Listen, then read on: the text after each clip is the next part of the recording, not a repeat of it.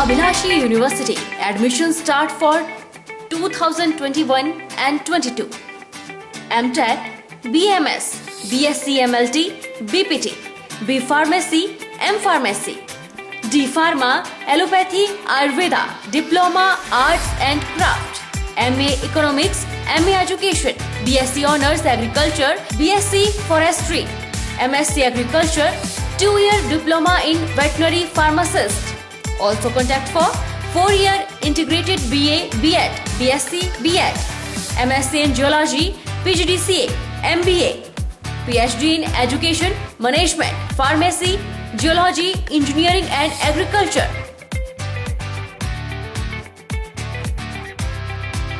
Contact for admission. Abhilashi University, Chalchok, District Mandi, Himachal Pradesh.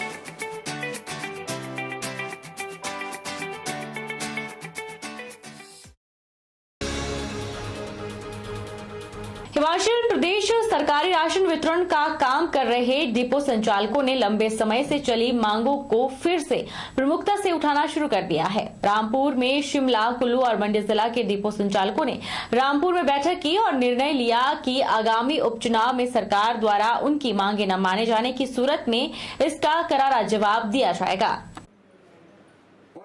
Depot संचालक संघ के प्रदेश अध्यक्ष अशोक और कोषाध्यक्ष शेर सिंह ने बताया कि डिपो संचालक सरकार की योजनाओं को चाहे पीडीएस राशन हो या गृहिणी सुविधा योजना के तहत गैस सिलेंडर लोगों को घर घर सुविधा दे रहे हैं, लेकिन उनके साथ सरकारी स्तर पर नाइंसाफी हो रही है। उन्होंने अन्य कुछ राज्यों की तर्ज पर 15 से 18,000 मासिक वेतन या फिर कमीशन बढ़ाने की मांग की है। उन्होंने बायोमेट्रिक सिस्टम को भी दुरुस्त करने की मांग उठाई। उन्होंने बताया कि ASHA worker, mid day meal, anganwadi worker को कोरोना वॉरियर के रूप में लिया गया, लेकिन जो सरकारी राशन को जन जन तक पहुंचा रहे हैं उनके साथ भेदभाव हो रहा है। उन्होंने कहा कि एक और सरकार सहकारी क्षेत्र को मजबूत करने की बात कर रही है, लेकिन रीढ़ की हड्डी समझे जाने वाले डिपो संचालकों की सरकार सुध नहीं ले रही है। अब डिपो संचालकों ने निर्णय लिया है कि उनकी मांगों को अनसुना कर दिया जाता है तो आगामी उपचुनाव में वह इसका जवाब देंगे। हमारे जो डिपो संचालक हैं उन्होंने लोगों की सेवा करते करते हमारे 12 डिपो संचालकों ने अपने प्राण त्याग दिए, लेकिन सरकार की तरफ से आज तक उनके आश्रितों को फूटी कौड़ी नहीं दी गई। हालांकि हमारे खाद्य पूर्ति मंत्री राजेंद्र गर्ग जी ने ये घोषणा की थी, 10 अक्टूबर को हमने सम्मेलन किया था एक हमीरपुर में, और 24,44,000 रुपये इंसेंटिव के तौर पर जो है वो डिपो संचालकों को, प्रदेश के डिपो संचालकों को देने की घोषणा की थी। लेकिन आज तक सरकार की ओर से जो हमारे डिपो संचालक जो है वो अपनी जान उन्होंने त्याग दी। कोरोना काल में लोगों की सेवा करते करते ना तो उनके आश्रितों को दे पाए और ना बाकी डिपो संचालकों को जो है वो सरकार की तरफ से कोई आर्थिक मदद मिली है। और जो हमारे डिपो संचालक एक काफ़ी लंबे समय से पीडीएस का काम कर रहे हैं, लोगों की सेवा में जुटे हैं, उन्हें भी आज तक जो है वो उनकी तरफ भी सरकार ने कोई ध्यान नहीं दिया। और हमने बार बार सरकार के समक्ष जो है वो अपनी मांगे रखी, लेकिन हमारी हर मांग को जो है वो सरकार के द्वारा जो अनसुना किया गया। भले ही सरकार की नई खनन नीति के कारण क्रशर उद्योगों के संचालक अनिश्चितकाल हड़ताल पर अपने क्रशर बंद कर बैठे हैं। कारण सरकार ने पॉकलैंड और जेसीबी मशीनों द्वारा खनन प्रक्रिया में पूर्णतः प्रतिबंध लगाया है, लेकिन इसके बावजूद कई खनन माफिया सरकार की इस नीति को ठेंगा दिखाते हुए खनन करने में बाज नहीं आ रहे और सरेआम चक्की दरिया का सीना छलनी करने में लगे हुए हैं, जिस कारण किसानों की भूमि बंजर हो रही है और प्राकृतिक जल स्रोत सूख रहे हैं। विधानसभा क्षेत्र इंदौरा के तहत लगभग 15 गांव में गिरते जल स्तर की समस्या से लोग परेशान हैं। इसके पीछे मुख्य कारण लंबे समय से हो रहा अवैध खनन है। लोगों का कहना है कि खानापूर्ति के नाम पर जिला प्रशासन अवैध खनन करने वालों पर कार्रवाई करता है, लेकिन कुछ दिन बाद स्थिति वही हो जाती है। चक्की दरिया से सटे गाँव माजरा, डमटाल, छन्नी वैली, ढांगूपीर, भद्रोया, मोहटली, डाहकुलाड़ा के लोग गिरते जलस्तर से प्रभावित हैं और दिन रात प्रशासन की आंखों में धूल झोंक कर भदरोया क्षेत्र में अवैध खनन को अंजाम दिया जा रहा है और सरकार को चूना लगाते हुए खनन माफिया कच्चे मटेरियल को क्रशर उद्योगों में बेचकर मोटी कमाई कर अपनी जेबें गर्म करने में लगे हुए हैं और सरकार की संपत्ति को चूना लग रहा है, जबकि चक्की दरिया में अवैध खनन पर पूर्णतः प्रतिबंध है। वहीं प्रशासन भी मूक दर्शक बना हुआ है, जो कि आज तक अवैध खनन कार्यों पर कोई बड़ी कार्रवाई करता नहीं देखा गया है।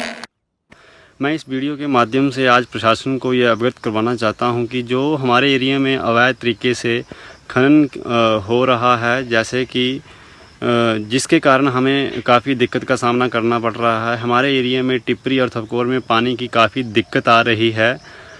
जो हमारे एरिया में ट्यूबवेल, पानी पीने के लिए ट्यूबवेल लगवा रखे हैं, वो सूखने की कतार में हैं। वो उसका कारण है ये खनन, जिसके कारण ये खनन करते जा रहे हैं और ज़मीनी स्तर जो है पानी का वो नीचे जा रहा है। आज से कुछ साल पहले हमारे यहाँ पानी 2500 फुट निकलता था। जो चक्की के आसपास के गांव हैं वहाँ 25 फुट पानी निकलता था, लेकिन आज ये स्थिति है कि 150 फुट पे भी पानी नहीं है। और आने वाली स्थिति में ये है कि यहाँ पानी निकलना ही मुश्किल है, जिसके कारण हमें दिक्कत का सामना करना पड़ेगा। और मेरी प्रशासन से ये अपील है कि जो खनन हो रहा है इसको रोका जाए, और जो चक्की में जितना भी खनन हुआ है उसका इन्वेस्टिगेशन करके उसके ऊपर फाइन लगाया जाए, जिसने भी वो खनन किया है। नवनिर्वाचित पंचायत समिति सदस्यों की बैठक अध्यक्षा निशा शर्मा की अध्यक्षता में समिति हॉल फतेहपुर में हुई। बैठक में विकासखंड अधिकारी फतेहपुर ने भी शिरकत की और सरकार की योजनाओं को सदस्यों तक पहुंचाया और कहा कि जन जन तक यह योजनाएं पहुंचे, उसका माध्यम आप जनता के चुने हुए लोग हैं। विकासखंड अधिकारी राजकुमार ने बैठक में समिति सदस्यों को आने वाली समस्याओं को सुना और उन्हें हल करने का आश्वासन दिया। मैं सभी अपने बीडीसी मेंबरों, प्रतिनिधियों को रिक्वेस्ट करती हूँ, सभी प्रधान सेक्रेटरियों से हमारी बीडीसी मेंबरों की हर पंचायत में चेयर लगनी चाहिए। जो हमारे मुद्दे हैं, हम भी 2 पंचायतों का चुनाव जीते हैं, हमारी डिमांडें भी पूरी होनी चाहिए। सरपंच, उपप्रधान ऐसा नहीं सोचे कि बीडीसी मेंबर पंचायत में नहीं आ सकते, उनका भी राइट बनता है। उन्होंने भी इलेक्शन लड़ा और पंचायत समिति मेंबर हैं। आज हमारा जो भी अपना बीडीसी का बजट था, वो बजट आया 2.5 लाख के करीब पर सदस्य को बजट आया। और कुछ ज़्यादा मुद्दे तो नहीं थे, पर एक दो तीन मुद्दों पे, प्रमुख मुद्दों में बात हुई। एक तो हर पंचायत में बीडीसी सदस्य की बाई नेम चेयर लगनी चाहिए, और दूसरा कई पंचायतों में ये भी शिकायत आई है कि कुछ प्रधानपति जो पंचायत में इंटरफेयर करते हैं और बीडीसी मेंबर को पंचायत में आने से रोकते हैं, और ये भी कहते हैं कि बीडीसी का पंचायत में ग्राम सभा में कोई काम नहीं है। ममेल की साझा वन समितियों ने मिलकर करसोग के जंगल बाण बनौड़ी में वन महोत्सव मनाया। इस कार्यक्रम में दर्जनों महिलाओं ने भाग लेकर पेड़ पौधे लगाकर जंगल को बचाने का संकल्प लिया। कार्यक्रम में लोक कृषि वैज्ञानिक नेकराम शर्मा ने विलुप्त होते अनाज, कोदरा और कवनी के व्यंजन बनाकर लोगों को न केवल खिलाए बल्कि बनाने का प्रशिक्षण भी दिया।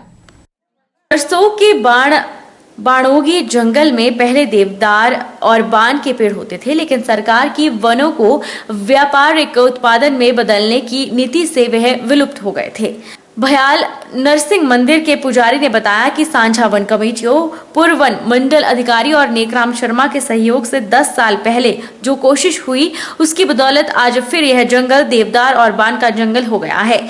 इसी जंगल से ममलेश्वर मंदिर की धुने के लिए लकड़ी जाती थी। कार्यक्रम में करसोग वन मंडल अधिकारी डोगरा ने भी भाग लिया।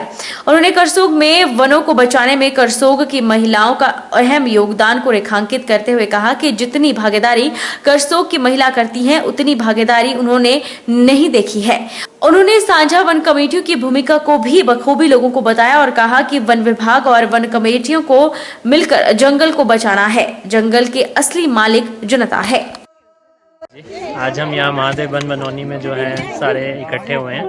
यहाँ पे हमारे साथ JFMCs और महिला मंडल है, तो हमने मिलके जो है यहाँ पे पौधारोपण किया है। एक बहुत पुण्य का काम किया है, और जैसे यहाँ पे सब लोग आए हैं मिलके पौधारोपण किया है, वैसे ही मैं चाहूँगा, क्योंकि ये मानसून का सीज़न चल रहा है, तो पूरे करसोग में जहाँ जहाँ पे भी लोगों का पार्टिसिपेशन हो सके जंगलों में पौधे लगाने के लिए, तो वो ज़रूर करें। इर्द गिर्द जो 5 कमेटीज़ हमने पिछले 10-15 वर्षों से बनाई है साझा वन प्रबंधन की, तो उनके साथ एक वन महोत्सव का जो एक प्रक्रिया है वो आज पूरी हुई है, और उसमें बहुत सारी चर्चाएं हुई है। जल जंगल ज़मीन को लेकर के, अच्छे स्वास्थ्य को लेकर के, अपना खेती को लेकर के बहुत सारी बातें हुई है, और साथ में पौधरोपण भी एक पौधा सबने बीच में किया।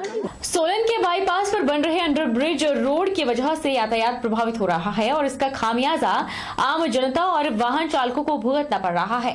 4 लेन के कार्य में तेजी लाने और उसे शीघ्र पूरा करने को लेकर लोगों ने कई बार इसकी शिकायत प्रशासन से की, जिस पर संज्ञान लेते हुए एसडीएम सोलन, नगर निगम के डिप्टी मेयर और वार्ड नंबर 2 की पार्षद ने मौके का निरीक्षण किया। अजय यादव ने 4 लेन निर्माता कंपनी के अधिकारियों को काम में तेजी लाने और सितंबर तक अंडर ब्रिज को पूरा करने को कहा।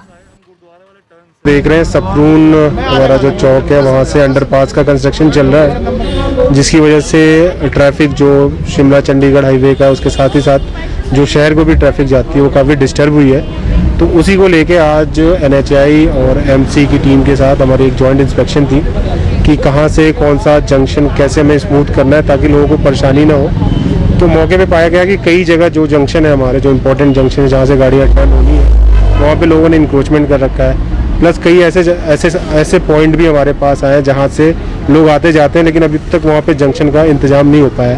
तो इन सारी बातों को तो ध्यान में रख के आज ये जॉइंट इंस्पेक्शन की गई। अब इस पे आगे हम वर्कआउट करेंगे NHI और MC के साथ, ताकि सभी लोगों को NHI हाईवे के साथ एक जंक्शन भी मिल जाए और साथ ही साथ जो इंक्रोचमेंट हाईवे की लैंड पे हो रखी है उसको भी हटाया जाए। तो हम इनसे रिक्वेस्ट करें कि वो रेडी फेडी ना लगाए, क्योंकि ये भी एक जंक्शन है सुबातू से जो लोग आते हैं और जिनको सुबातू जाना, जिसकी वजह से ट्रैफिक भी लगता है हाईवे पे। तो यहाँ पे भी हमने देखा, और जहाँ पे गुरुद्वारे से आगे जब हम जा रहे थे, जहाँ से फिर हमारा हाईवे में शहर से आने वाली ट्रैफिक मर्ज होगी, वहाँ पे भी हमें इंक्रोचमेंट मिला। सभी लोगों को सूचित कर दिया गया और आगे उनके खिलाफ कानूनी कार्रवाई भी की जाएगी। वक्त चला है छोटे से ब्रेक का। ब्रेक के बाद फौरन लौटेंगे, आप बने रहिए हमारे साथ।